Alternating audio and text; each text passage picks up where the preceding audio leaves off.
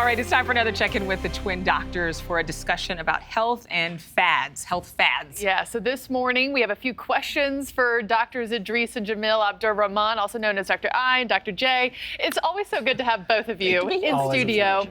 So we usually do our true or false, but we're actually, Adrian and I have a couple just health questions we wanted to pick your brain on first. Can we start with tinnitus? Yes. It's that ringing in the ear. Yes. Thank God I never had that. I haven't either. That's hard. You guys jinxed yourselves. So tinnitus is super common. Where's the wood? Knock on the wood. Most of us have experienced it. I've experienced it sometimes as well, but like 20% of Americans have it, and 20% of those have really severe cases. So you can hear ringing, buzzing, whooshing, and it can be caused by a multitude of things, you know? But it's super common. And the problem is there aren't a lot of things that really help with it, you know? For some people, this can be really debilitating. There's actually a new study that came out that showed that a combination of electrical stimulation, very low-grade electrical stimulation, don't even feel it, and auditory stimulation for 30 minutes a day over a span of about 6 weeks does wonders. So yes, tinnitus is super common. You probably had it, you maybe didn't even notice it. You'll hear it sometime when you're trying to sleep. Super common, but there are some things coming out that will actually help. So help us on the horizon. I think some people felt that with COVID too. Wasn't tinnitus one of the things that people were experiencing? Absolutely. There are a lot of first symptoms I got, believe it or not. Really? I got tinnitus, and I started to get car sick when I drove, which was weird for me. Oh. And next thing you know, You knew something was up. Yeah. I had car sickness as a kid, but that's because I was in the backward seat in the station wagon. It had nothing to do with being sick. paid too. Yes, yes. Well, the FDA also approved the first pill specifically used to treat postpartum depression. Was this important? I mean, the fact is there were already antidepressants on the market that a lot of women used. Why was a specific pill for postpartum needed? Well, because of the way that this pill works, I think that's the big thing. So first of all, with postpartum depression, people don't realize it's super common. 1 in 7 women suffer from it. And what people also don't realize is it has a lot of morbidity associated with it, both for mom and baby. Second leading cause of death in women after pregnancy during the postpartum period is suicide. Yeah. And in most of those women, it's from postpartum depression. And before, like you said, we used antidepressants, which kind of got at the issue, but didn't get directly at the issue.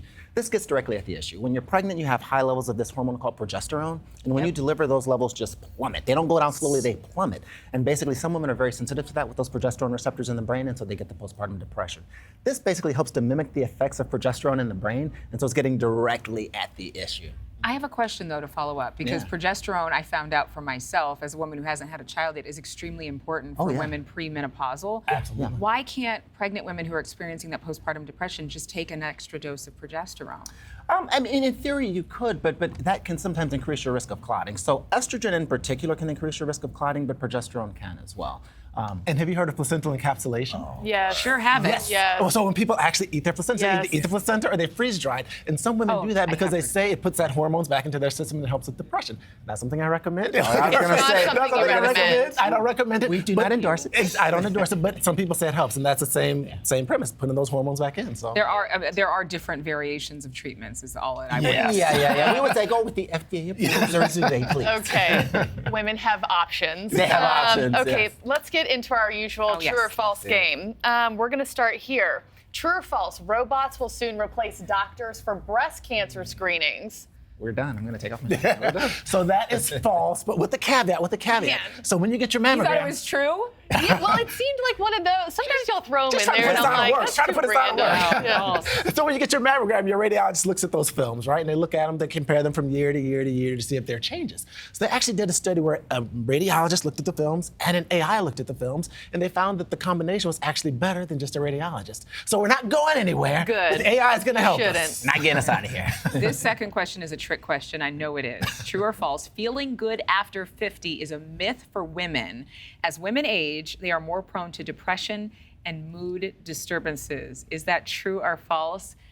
I'm going to say Feeling good after 50 true. is a I want to myth. say false so bad. I'm saying false. False. It's false. Thank No, God. Yeah. So actually, There's hope. There's hope. Yes, there is hope. So you actually see less depression and fewer mood disturbances after menopause. And again, it kind of comes down to those hormones we were talking about earlier with postpartum depression. So monthly, women's hormones tend to fluctuate. Estrogen and progesterone. We don't know anything about that. Oh yeah.